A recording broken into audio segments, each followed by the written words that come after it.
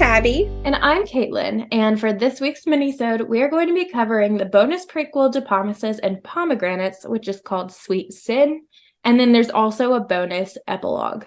It's a lot.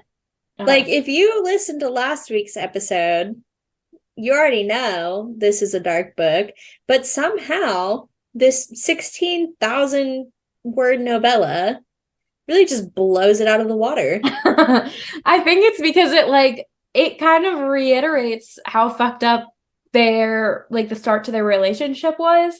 So it follows the initial encounter between Cal and Elena that is time and time again referenced in Promises and Pomegranates. She is so young. She's 20. She literally was begging him to sleep with her since she turned 18, the moment she turned 18. And he was like, I get hard every time I think about it. This 18-year-old child. Yeah, it's really, really it gives us insight into, because her dad had asked him to keep an eye on her. He's and with pleasure her on security cameras. She thinks she is alone in her room, but he has security cameras on her. But he's also doing this while literally gagging some bound man with a bright green dildo until he dies. Not only was he watching her strip in her shower, he was multitasking. We stand a multitasking king. He's getting his work done, you know? And as he's shoving this dildo down this man's throat, watching her get undressed, he's like, man, I'm fucking hard right now. Oh my God. And I was like, wow, that's a lot to unpack. It's honestly so fucked up. But it's written in a way that it's so nonchalant. It's kind of funny. It is. It's humorous. So the thing too that I find so funny about reading stuff from Cal's perspective is that before the first time I read it, I pictured this obviously very polished, reserved man. His inner monologue is fucking wild. He is out here just cracking jokes with his dry humor and stuff. And I'm like, who are you? He's so desensitized that he makes everything amazing because he's so detached from what he's doing. Also, I, for some reason, in the prologue of this novella, picture him with this crazy Boston accent, whereas with the book itself, I don't. He's a very refined way of talking.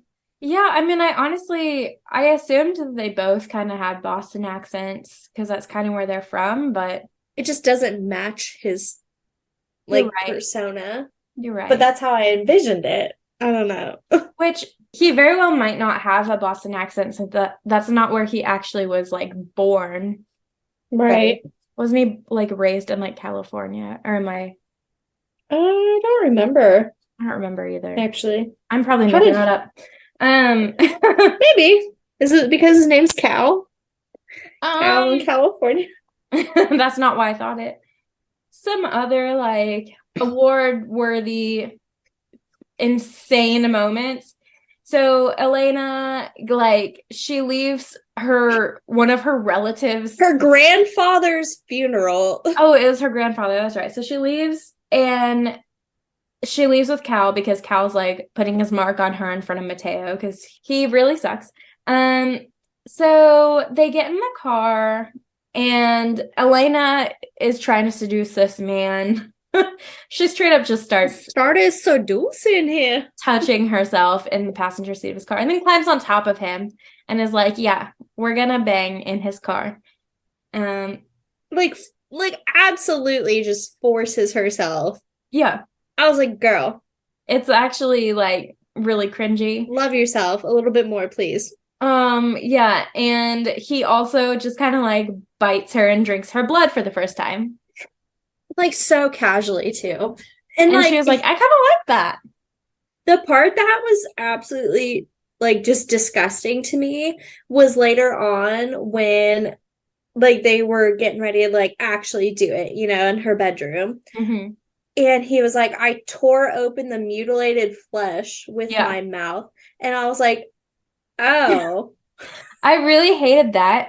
Well, I hated a delicious. lot of it, but what I hated even Mm. more about their like sex scenes, like because they had sex a few times that night, Yeah, like a bunch. Hmm.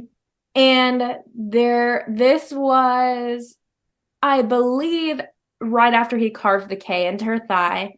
He like took some of that blood on his fingers and then rubbed it on her clit. But you know what's even worse? What? What's worse? Tell No, me. that's not worse. Is like the absolute monstrosity of the sentence. I slurped my own juices off my fingers. Oh, we don't slurp. No, that's worse. We don't refer to that as juices. I don't like that. That's worse.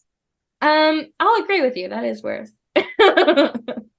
I also thought it was like amazing. So this is like when she had just tried to like seduce him in the car.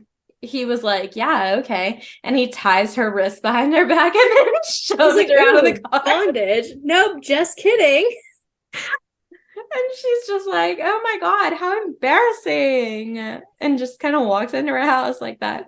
But even better is when he comes back and she was like, no, you tied me up and pushed me out of your car. Get away from me, you monster. And And then then they immediately, proceed to have sex like 18 times. yeah, she literally didn't even finish her sentence before they like started getting it on. She was like, how dare you? And he was like, who, me? Like, I'm here to beg you. And she's like, okay. Like, if you insist, I guess. What a Twist my arm. wild ride this whole novella is. And then, like, I think we talked about this off camera, but like in the bathroom when he pushes into her for the first time, like Victor Yes. Hyman, and like it says like he was grinding her skull into the bathroom mirror. I was like, oh my Yeah. God. So picture this. She has a black eye, right? Mhm. Because her fiance, Mateo, just beat the shit out of her. Yeah. And she was like, let me cover this with some concealer, see if that helps. It didn't. But then Cal was like, I'm going to defend your fucking honor. And then takes her to the bathroom, slams her head into the mirror, and she was like, fuck yeah, carves his initials into her skin, and then rips open her already mutilated flesh. And I was like, I'm going to drink your blood, Yeah. and I'm going to treat you like this man never could. I know I could treat you better. And I was like, wow, is it just like, what's the difference? Is it just the attraction? She's like, upgrade. Oh my God. I think it is Wowzers. just the fact that she's actually attracted to Because Cal. it's like, what if she was attracted to Mateo? Would she be like, yeah, like hit me again? Yeah. Well, if she was attracted to Mateo, he probably wouldn't have beat her like that because he would. I don't know. I don't know either, but I'm assuming that he just like beats her because she won't sleep with him. Because like it's just so wild to me. Like I was like, I'm not abusive, and then proceeds to like also beat the shit out of her. Yeah. But he's like, but she likes it, so it's fine. And she does. I She know. does. She's an interesting gal. One thing I did like though is that like we get to see a little more involvement like with Carmen from Mhm. Cal's perspective, because again it just really highlights like her kind of setting up the web that she does care about her daughter, and like she doesn't want her like tainted by Cal, when Yeah. now we know like it was simply jealousy. Yeah, and I also like that it helps to like really clear up the fact that he has nothing but hatred for her in his heart because You weren't sure at you weren't first. sure. We never really like knew like, okay, does he actually hate her? Or Elena even said like the line between Or is hate he and just a love is, jilted lover? yeah, exactly. So I think it like really clears up the fact that he's like, no, I want this woman to be dead. And it's like, okay, that's It's fair. like, yeah, I love that for everyone involved. Me too, actually. I Killer. wish you could just do it. Mm-hmm. But that's pretty much all the novella Yeah, was it just was. leading up to this one important night that will be referenced 50 times in the actual book, but never talked about. And you know, it was really an eventful night, so I get why they talked about it a lot. The first read through, I was like, yeah, this is the shit. And then reading it again, I was like, oh my God. It's there are parts of it that I did kind of I think I enjoy. forgot about them. Like, I think I forgot about some parts, and then I read it again. I was like, oh. No, ultimately it was very scary, but the part that I thought was like just amazing is the fact that Mateo at one point is like knocking on her door and they're just still having sex. And I thought that was like No, that's hilarious. great for her because she was like, yeah, like fuck you. That's a fucking queen move. Yeah. For sure. Any day of the week. Yeah. So I liked that part. And that's about it.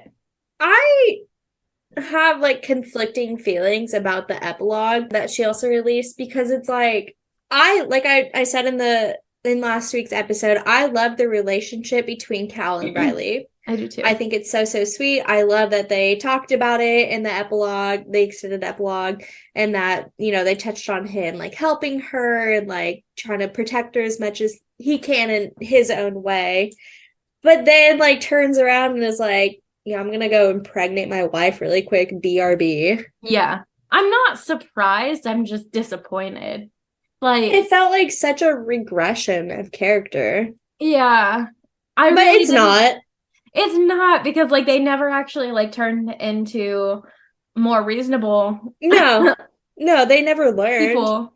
But I really like, again, we've just talked about before, like we don't like pregnancy tropes, we don't like babies and epilogues, and so it's We like don't like it felt children like in general. doubling down. I actually hate children. No, I do love children. I just don't want them in my books. Stand on my literature. I love children. I just want to forget that they exist while I'm reading.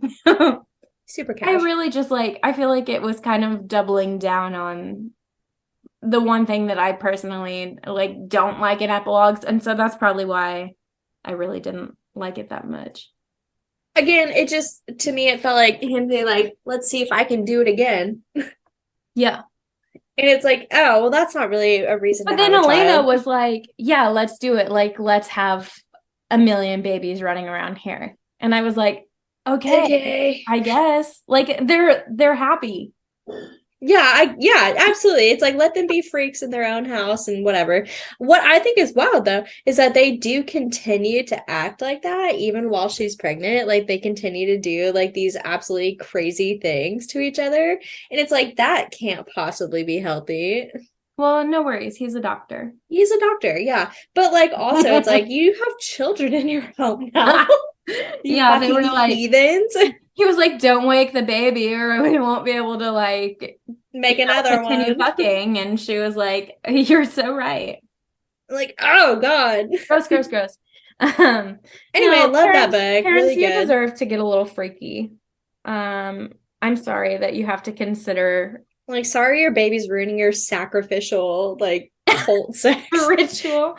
Yeah, I'm sorry that your like paganistic like blood sacrifice is being ruined by the child that you so like Desperately wanted. conceive.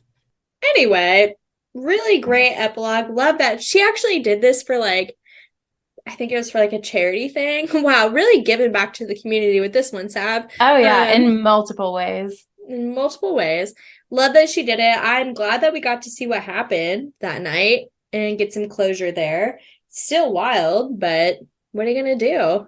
It's for sure like again, not for everyone, but at least reading the book itself is necessary to enjoy the series. But you could probably, if you're not super into the first book, you could probably skip the prequel and the epilogue. So join us next week. We're going to be starting the Mindfuck series by St. Abbey. So there's a few novellas. We're splitting it in half. We're covering the first 3 next week. Yes, and then after that, we're going to be doing a mini-sode where we're discussing anti-heroes and morally gray characters in the media. Go ahead and start reading on the Mindfuck series. We will talk to you next week. And as always, Let's get lit.